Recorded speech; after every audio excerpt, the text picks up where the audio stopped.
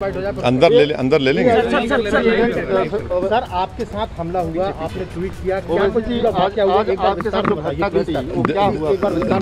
कुछ? आज हम सुबह में दिल्ली से निकले, हम मेरठ में और किठौर में हमारा पदयात्रा था। मेरठ में पदयात्रा हो गई, हमने मीडिया से आपके ज़िम्मेदार थे बात की, और फिर वहाँ से हम किठौर गए। किठौर से हम मेरे ख्याल से हमने 3 बजे से 3:45-3:50 तक हमने वहाँ पर पैदल दौरा किया।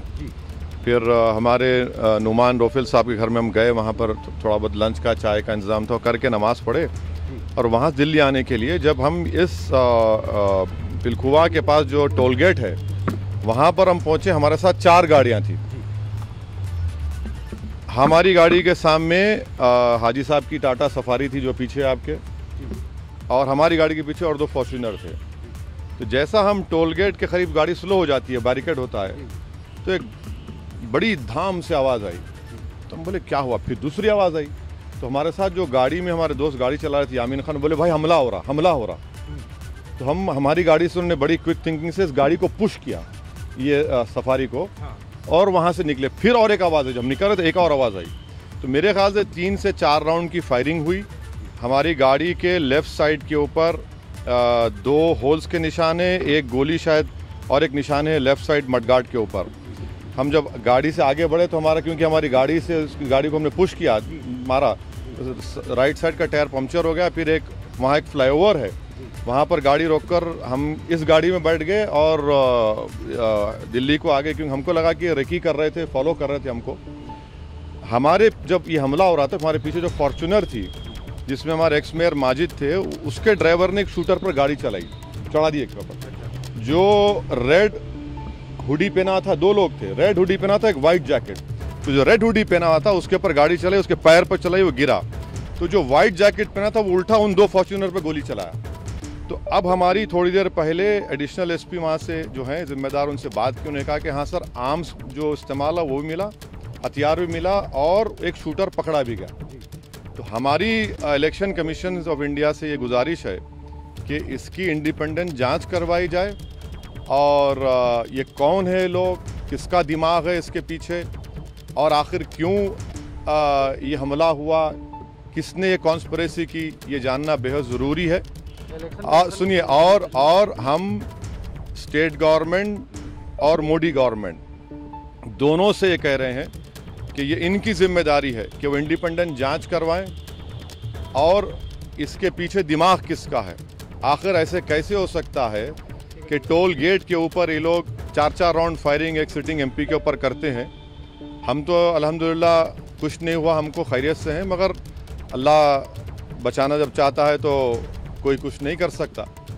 मगर आज ये हुआ है, अभी देखिए हम तो क्या उम्मीद करते हैं कि आपको क्या लगता है कौन हो सकते हैं आखिर? नहीं, मुझे देखिए हमको कई बार लोग धमकी देते हैं, कई बार बहुत सी बातें करते हैं।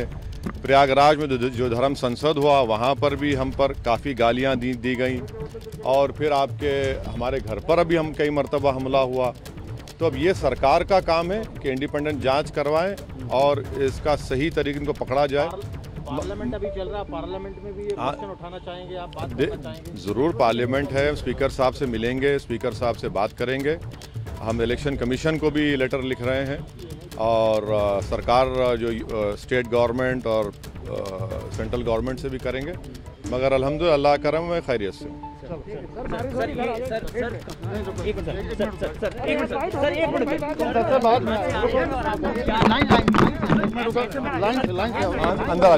असदुद्दीन ओवैसी ने मीडिया के सामने आकर के अपनी बात रखी, क्या कुछ हुआ वो सिलसिलेवार तरीके से बताया, और साफ तौर पे कहते हैं इस पूरे मामले पे जांच होनी चाहिए, क्योंकि जिस तरीके से सिटिंग एमपी पर कई राउंड फायरिंग होती है टोल गेट पर, इस पर जितनी जानकारी असद ओवैसी ने दी, उनका ये कहना है कि एक हुडी वाला शख्स पकड़ा गया है और उनके हथियार बरामद किए गए हैं। यानी अब ये जांच का विषय है।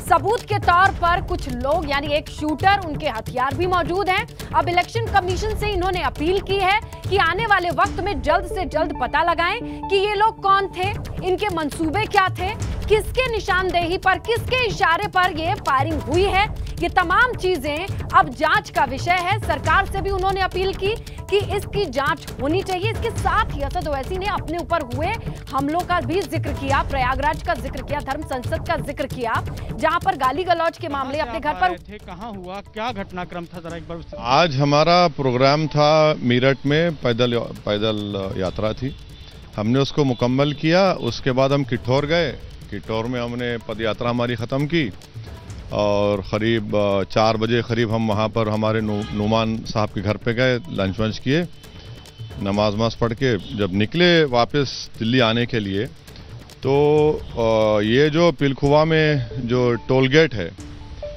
जैसा हम वहाँ पर गए, सामने ये गाड़ी थी हाजी साहब की हमारे, तो सडनली एक आवाज़ आई, एक शॉट, तो मैं चमक गया। मैं जब दूसरा शॉट आया तो हमारे साथी मेरे दोस्त यामीन गाड़ी थे, बोले हमला हो रहा है। तो हमने अपनी गाड़ी से, क्योंकि वो बैरिकेड आपको दे रही होती, स्लो होती गाड़ी, तो हमने अपनी गाड़ी से गाड़ी को पुश किया और फिर आगे बढ़े। ये गाड़ी आपके आगे थी, जिसको आपने ये हमारी गाड़ी से पुश किया, तो देखिए उसको नुकसान हुआ और फिर हम आगे बढ़े।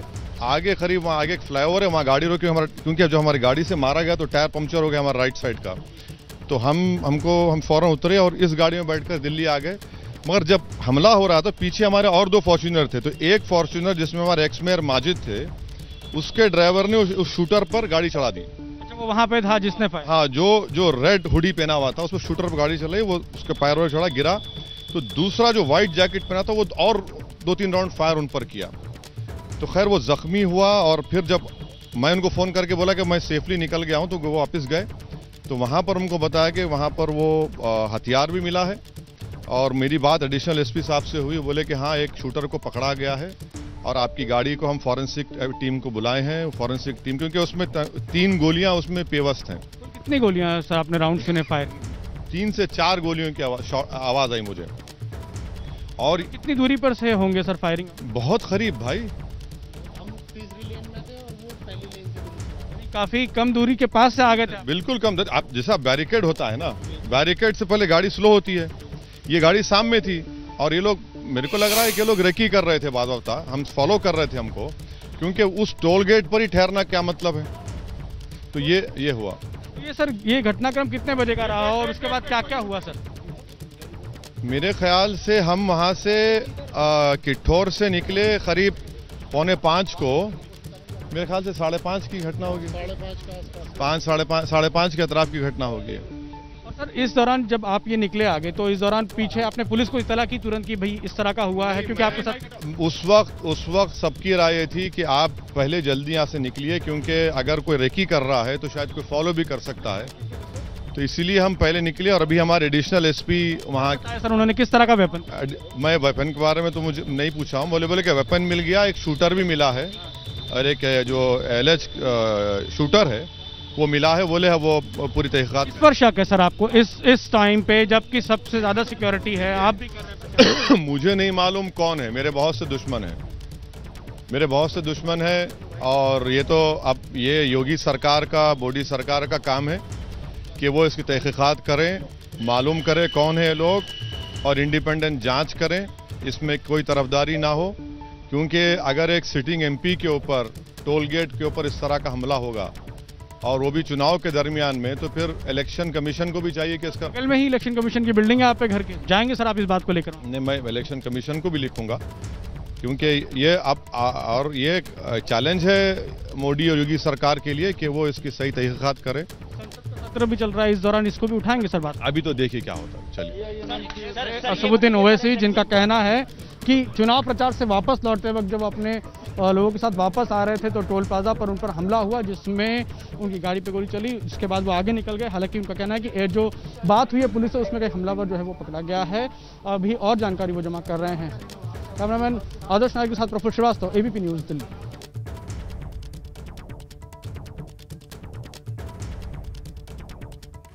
तो असद ओवैसी को सुना आपने, किस तरीके से वो कह रहे हैं कि अब ये मोदी सरकार और योगी सरकार के पास है कि इस पूरे मामले की जांच करके सच्चाई को सामने आए।